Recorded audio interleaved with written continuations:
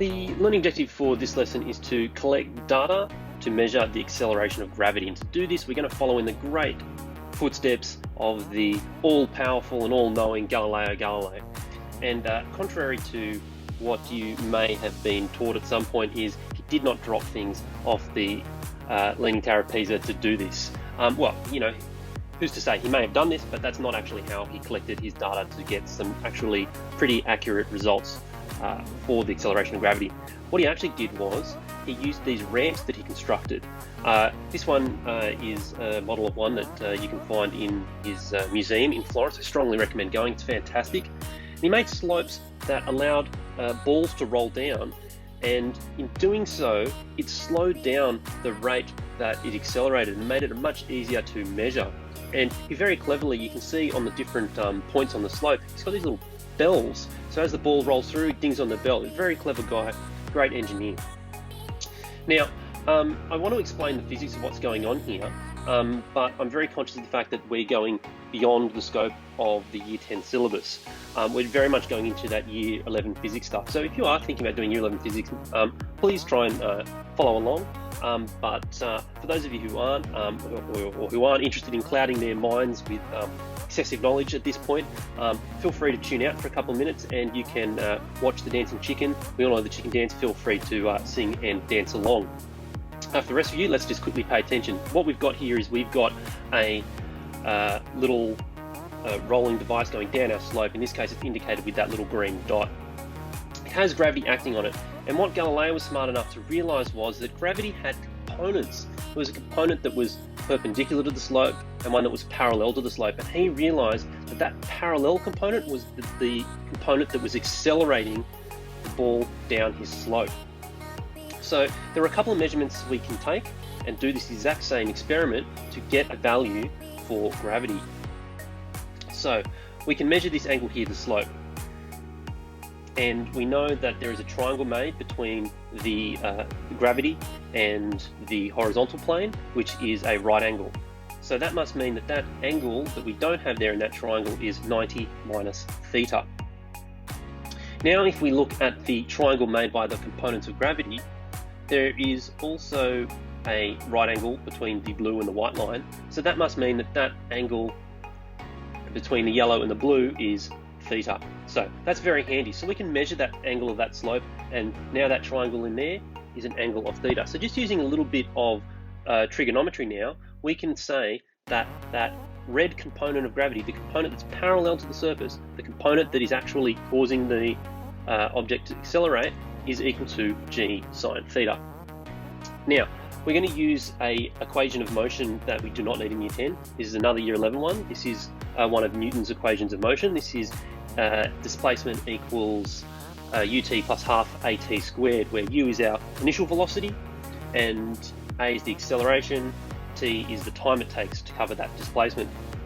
Now, in the scenario that we're using, our object, which is rolling down the slope, is going to start from 0.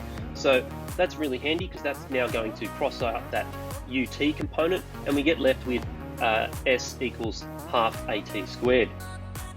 Now, we know that that acceleration component is equal to g sine theta. We just showed that geometrically a second ago. So we can substitute that in, and we now have s equals half g sine theta t squared. Now, what we really want to do is isolate the value for gravity here. So we're going to times both sides by 2 to get 2s equals g sine theta t squared. And we're going to divide both sides by sine theta t squared to give us a value for g. Now, everyone tune back in, ignore the chicken. This is the formula we're going to use. If you weren't tuning in, it doesn't matter where it came from, because we're just going to apply this to get a value for g. So now, onto the experiment that we're going to do. Alright gents, here is the setup for our experiment. See, I've got a nice big table. You obviously don't need to use a table as big as mine. I've raised it up on one end using some fantastic textbooks. You can see I haven't used a huge amount. I've only raised it up a couple of degrees here, just so that we can get a minor slope. Next thing I've done is I've got my tape measure and I've placed it out just over 1 meter long, and I've put little markers on the table. In this case, I've used Lutac every 20 centimeters. My preference would have been to have used post-it notes, so I could put a post-it note just there and draw a little line that has the exact point. But I had to improvise. Speaking of improvisation, if you don't have even any blue tack or something sticky, you can just use little random objects you have around the house at each 20 centimeter mark. You know, something that's going to be flat and doesn't roll down the slope. Now, speaking of rolling down the slope, we do need an object that is going to roll down our table. So the obvious thing that might come to mind would be a ball, but as you can see, the ball tends to sort of wobble around a little bit. It's not a great one because it's not going to follow a straight line path. Something preferable would be something like a can from the cupboard. I found some coconut milk. God knows why I have that in the cupboard, but it's finally found a use. So you can see when I let go of it, it travels in a nice straight path. Now, something you got to be very careful of if you're using a can is it's going to dent your floors, particularly if you have wooden floors. But I've taken some precautionary measures and put some pillows down. So please think about that. Don't want to get in trouble from your parents. Now, with your phone is the device that is going to be taking all your measurements today. Now, if you're using an older operating system like this phone is, the level will be in the Compass app. If you're using a new phone, it'll be in the Measure app, and they generally default to other uses in that app, so you just need to slide across to get to that level. I can now place that on the line, and I've got a very shallow slope of -1 is -1 in that direction. Yeah, it's a very shallow slope, which is fine. Secondly, the other device we're going to be using is going to be our stopwatch, which we should all know how to use. Now, once you've got your table all set up, the rest is pretty straightforward. You're going to place your rolling object at your first displacement, which in this case is 20 centimeters. As soon as you release it, you're going to press the start button, and you're going to stop it as soon as it hits the end of the table. Now, you can probably identify now why I put the cushions here. If you're going to try and start trying to catch that object, it's going to muck up the accuracy of your timing here. Now, speaking of reducing error, we are going to do this 3 times for each displacement. So we're going to do that a second time, a third time, and then we're going to get the average for those times. In doing so, we're going to reduce the discrepancies that are introduced from reaction time.